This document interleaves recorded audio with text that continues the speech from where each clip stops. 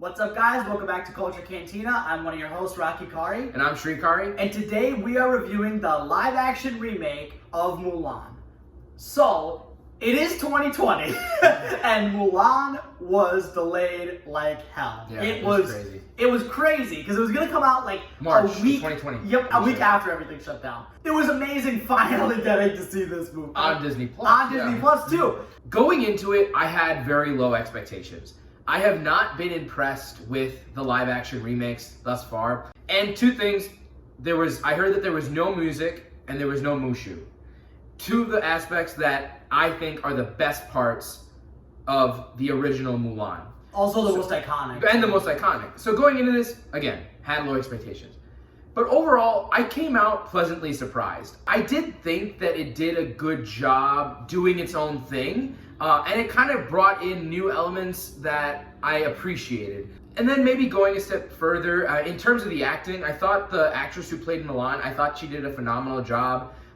One relationship I really like in this film that I think was actually enhanced in this film was the relationship between her and her father. I think the actor who played her father also did an amazing job. And I think it was just a beautiful father-daughter relationship that you kind of see with a lot of emotional moments. I think this film is shot beautifully and the sets are amazing. Like, right when you get into it, there's so much color, there's so much just emotion and feel into it, and it just kind of like brings you right into the world, and it's just beautifully made. I thought the action sequences were also very good. The soundtrack was actually very impressive in the score. Reflection is one of the key songs from the original Mulan, and they did like a remastered instrumental version in this. With like a huge orchestra. Yeah, too. and like they played that a lot in the film, and I really like that. It was really beautiful. That got me pumped. Oh yeah. Another reason I did like the film was that it was a lot more emotional than some of the other live-action remakes.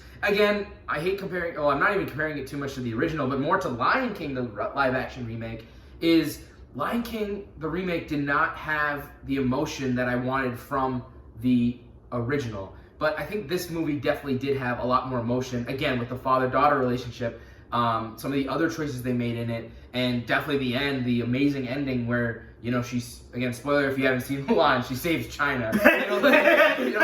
Saves China. Like, it's just like, it's still very, you know, it still made me feel very happy for her and very happy for her family and, you know, all the sacrifices that Mulan makes for her family. We saw the movie with our family and both of our girlfriends, and my girlfriend Sandy made a really good point that this movie, even though it didn't have the music and the songs, it still was able to bring in that emotion through other elements, which I did appreciate about the movie. Another thing she said was that this is a very empowering movie for women, and I think that's something that I wanted to say in my review because I think that's something that should be appreciated. Now I'll kind of go into the things I didn't really like about the film. One thing was that, for the most part, the decisions that they made I did like, but there were some that didn't really make sense to me and were just a little bit too deviating from the original. It just didn't really quite make sense. There were some moments that were a little bit cheesy and a little bit too over the top. Again, this movie is tailored more to kids, I would say, and like a younger audience. But again, you're getting people who have grown up on the original who are now coming into this, and there were some kind of cheesy moments that are a little bit over the top, like I said. Again, overall, I don't think it was like, oh my gosh, like just amazing, but like I still appreciated what it was doing. So yeah, overall, I did like the live-action remake of Mulan.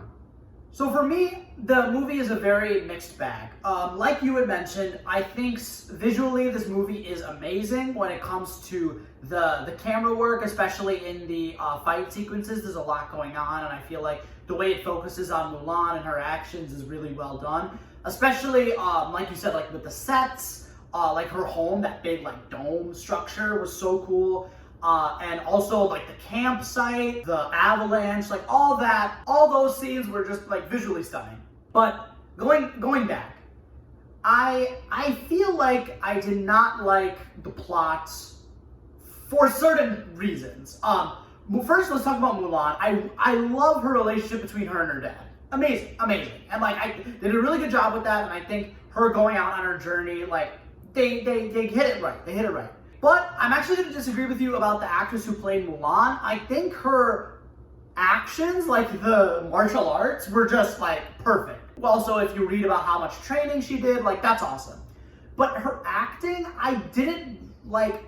I felt like I was not as emotionally invested with her. Not with her dad. With her dad, I think the scenes were really good. But like her in the action scenes, or like with the love interest, I thought the love interest acting was good, but I thought her acting with that was kind of stale. Also, the acting with like the Emperor, the villain in certain parts, all the other soldiers besides Cricket, which is the funny, comedic relief. He was funny, but I wish there was more of him. But all the other soldiers, their acting felt kind of stale, or I didn't really care about them too much. And one thing you said about that it missed Mushu and the music, about how you can't knock the movie for something it doesn't have compared to what it's adapting.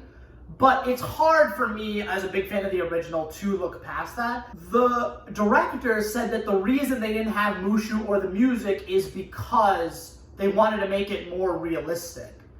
But with the events that happen in the movie, and this will go into more spoilers, I don't think that that's a good reason, because there is a lot of stuff that is very fantastical. Mushu and the music would not have felt out of place for me personally. That's just my personal opinion for that. So yeah, and I also feel like the movie had some pacing issues when it came to the second half. Like the first half from the beginning up until when they leave the camp, I thought the pacing was great. But once they leave the camp and the action start, like the battles start happening, and you get into more of the plot with other characters, I felt it was just way too, like, it was going all over the place. I didn't feel like it was very clear cut. So yeah, that's my points, my spoiler-free points on Mulan. And maybe one thing to go off of your point, I think I've started to change the way I've looked at the live-action remakes. Again, they are not a shot-for-shot remake of the original, and they try to do their own thing, which I do appreciate, and I do think that this movie does a good job making its own decisions and making it its own. But I think the problem with these, and it's not even Mulan, I think all these live-action remakes, is you can say you shouldn't be comparing it to the original, but it's so difficult. It's impossible. It's literally impossible. Because think about it, people, other kids grew up on this, and the people who have experienced that and experienced this, it is very hard to disconnect between the two. I think watching more of these, it's been able to more disconnect between the two. Yeah. And you can just kind of compare the live actions. Like, that's why I was trying to compare it more to Lion King. Yeah, rather than Mulan, because again, the emotion was there. Yeah. But it's just so hard not to. And I agree with you, there were some decisions that I wasn't a huge fan of. So we're going to get into our spoiler review and then also our ratings at the end of the video. But before we do that, we wanted to address, it is a $30 fee on Disney Plus to get access to Mulan. And I know a lot of people are probably asking, is it worth the $30? My answer to that is yes, but given the size of your group and how you are kind of divvying it up, like, if you're just by yourself, you have a Disney Plus account, or maybe you share it with one other friend, and maybe you can't get together, or like a family member you can't get together with it, and maybe it's not worth it then. But like for us, again, it was with both of us, our family, our girlfriends, like it was like a family experience. So I think it is worth the $30 for a family or a group of more than 2 people. But again, $30 is a decent amount to dish out for one movie. 2 or less, no. More than 2, I think it's worth it. I would say yes, but I would put an asterisk saying if you're a big Disney fan. Okay. I feel like if you're not a big Disney fan, there's so much other things to watch besides this. Like really, like $30 is a lot, and I feel like only if you really like Disney and you want to just consume more Disney content, you should pay for it. But other than that, I wouldn't recommend it. But I agree with everything, but that's the only asterisk that I would put. Great point. Great point. So we're gonna have a little bit of brief points on spoilers, because there's one thing I really want to talk about, which is the Hawk Lady. I did not like the Hawk Lady. When I mentioned my point about how they didn't have Mushu or the music because they wanted to keep it more realistic, you literally have a lady that could turn into multiple hawks. Like, oh my god. One thing that I really couldn't believe was that, like, she was subservient to Bori Khan, and there's this whole thing about how, like, she needed a man to be under, which I get. And at the time, like, in ancient China, that totally makes sense. That we even get that with the matchmaker and stuff. But when you're a lady who can turn into hawks, she could literally just murder him. She could maul him to death and rule his entire army. There's a scene where she's literally taking a group of people. Like, she has the power to do it, but she chooses not to. And I thought that was just really stupid. Yeah. But one thing I really didn't like was the whole chi aspect of the movie. I know it's a real thing, but like, we really don't understand the rules of it. Like, we get Mulan, who's a great martial artist, but then we get a lady who can turn into hawks. Like, what's like where does she go? Yeah. That really frustrated me. Those were the two spoiler things that really grind my gears. Yeah. Sorry, I totally angry. I totally hear what you're saying. I did like the witch because I think she served as like kind of an opposite to Mulan. Yes. Like, because you think that Mulan, because you see her and she's unlocked her power, and you see that she just has immense abilities with her chi. And then you look at Mulan, you're like, dang, like, Mulan's not free. But then you kind of learn her relationship with Bori Khan and the villain, and you realize that she's not free. Mm-hmm. You know, which is kind of sad and like kind of like makes you think like, dang, like.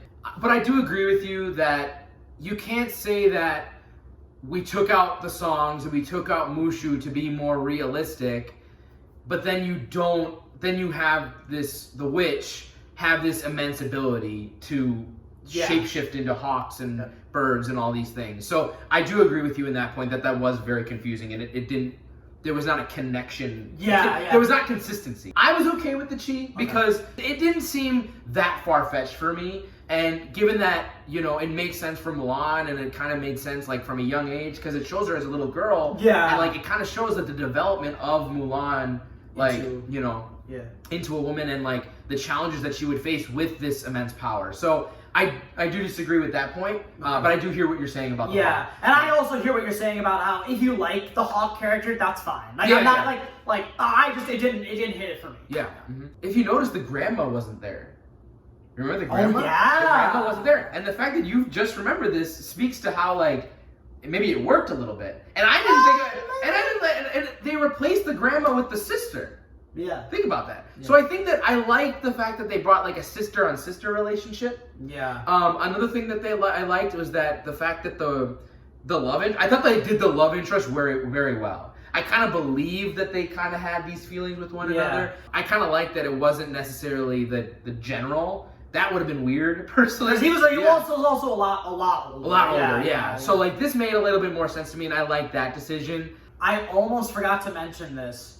The Phoenix was so dumb. Like, it literally, like, it served no purpose. You might be like, oh, well, she showed her the way when the way was right in front of her. Oh, she brought her back to life magically. Like, I don't care. The Phoenix literally, like, when you think about it in terms of the plot, like, it literally, like, you could have taken it out and it would have changed nothing. And, like, the whole thing about her dad saying, like, she's the Phoenix and stuff, like, you don't need it. You don't need it. The relationship between them is already really good. And even, you could have made it a dragon or something and, like, had it be Mushu. You could have, God, I get really frustrated thinking about the Phoenix, but the Phoenix, for me, very unnecessary. I would agree that it didn't really have to be in the film. Yeah, it didn't really have to be in the film. In terms of my rating, I think I'm going to give this movie a 7 out of 10. I thought it was good. I thought I had a fun time with it. Again, I appreciated and I understood the deviations from the original that it took. Again, it wasn't an amazing experience for me. Like I didn't have the connection or the emotion that I had relative to the original, but I still appreciated what it was trying to do. Overall, 7 out of 10 for the live action remake of Mulan. So I've been really on the fence about this. I've been bouncing between these two ratings, but because I'm bouncing off of these two, I'm going to go in the middle. I'm going to give it a 5.5. Okay. Because, like, visually it's so gorgeous, and, like, I feel like I would like to rewatch it. Like, I wouldn't hate rewatching it. I wouldn't be like, oh, I never want to see this again. No. I want to see it again.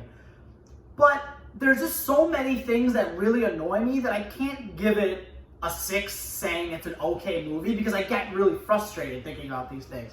But I can't give it a 5 because I can't say it's a bad movie. So that's why I'm somewhere in the middle. I'm sorry it's not the most rewarding or satisfying answer, but that's just how I feel, and Yeah. Totally fair. Yeah. Dude. Yeah, I understand where you're coming from. Thank you guys so much for watching this review. Please like and subscribe for more content, and we will see you guys very soon. Thanks. Take care. Take care. Bye-bye.